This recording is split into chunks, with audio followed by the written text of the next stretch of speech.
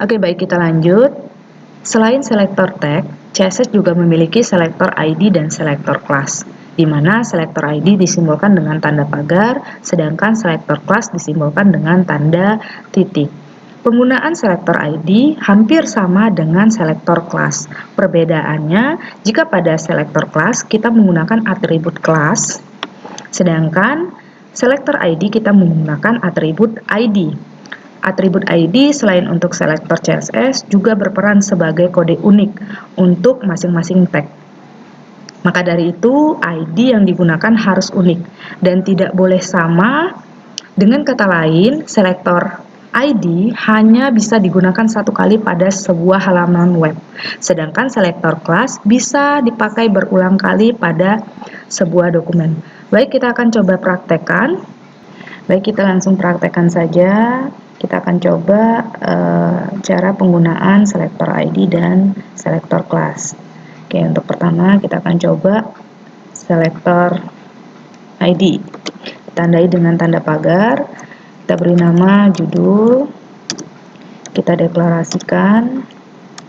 Mungkin yang kita atur font family-nya. Oke, silakan pilih Arial.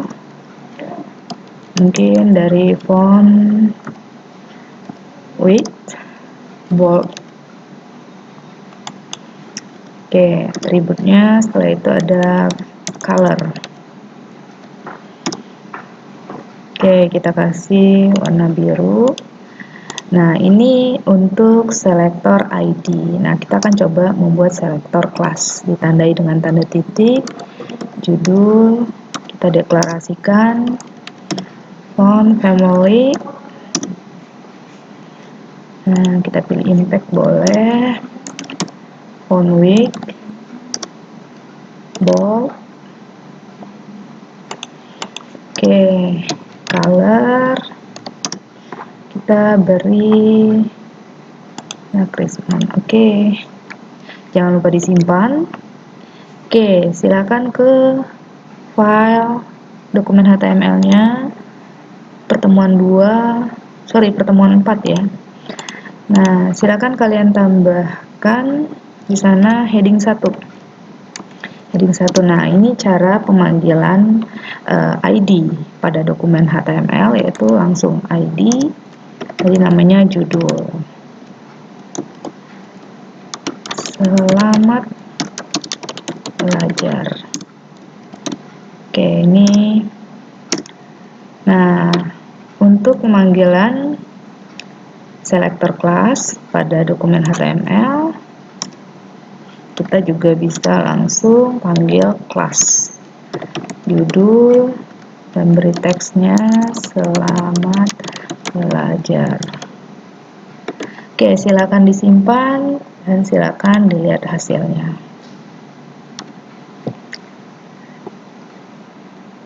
Oke.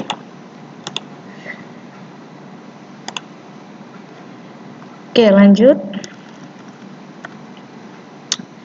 Di sini kita membahas perbedaan div atau division dengan span. Apa perbedaannya?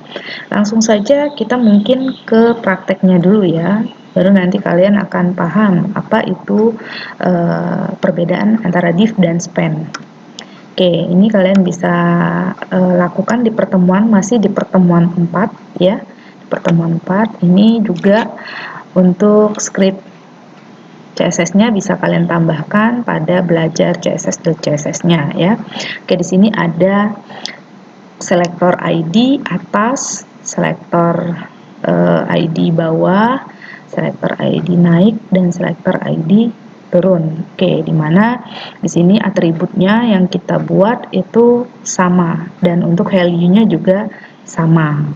Oke, langsung saja kita praktekkan.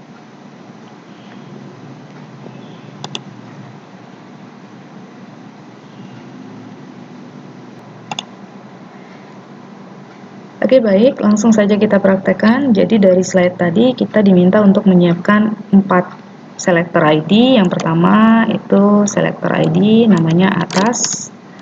Oke, itu kita deklarasikan untuk propertinya. kita gunakan border,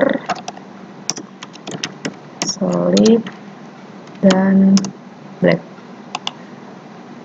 Properti kedua kita gunakan width, karena kita gunakan 700 pixel, height 100 pixel. Oke, untuk selector ID yang lain itu sama saja, cuman yang membedakannya adalah nama ID-nya saja. Naik dan turun. Oke, jangan lupa disimpan ya. Setelah kita buat seperti ini, oke, jangan lupa disimpan. Langsung saja kita ke dokumen HTML-nya. Oke, yang pertama kita menggunakan div.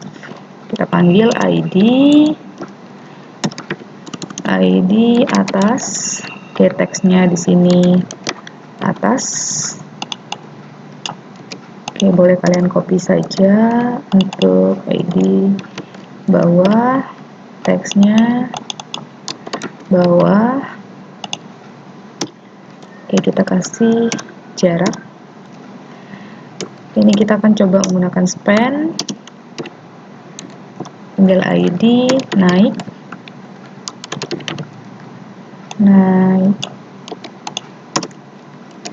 Nah, ini ID turun. Nah, ini pada dokumen HTML-nya ya.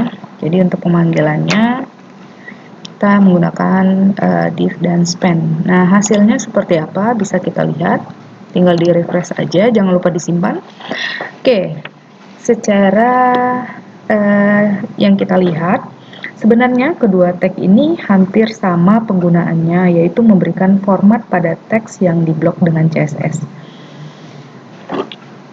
Yang membedakan di sini adalah tag div memberikan baris baru pada akhir paragraf, sedangkan tag span tidak memberikan baris baru pada akhir paragraf. Nah, dengan demikian, jika kalian ingin membagi ruang HTML menjadi beberapa bagian agar mudah memberikan stylenya, gunakanlah tag div. Sedangkan jika kalian hanya ingin mengatur konten atau isi yang dilingkupinya, itu gunakanlah tag span. Oke, itu sekilas mengenai perbedaan antara tag div dan tag span. Oke, lanjut.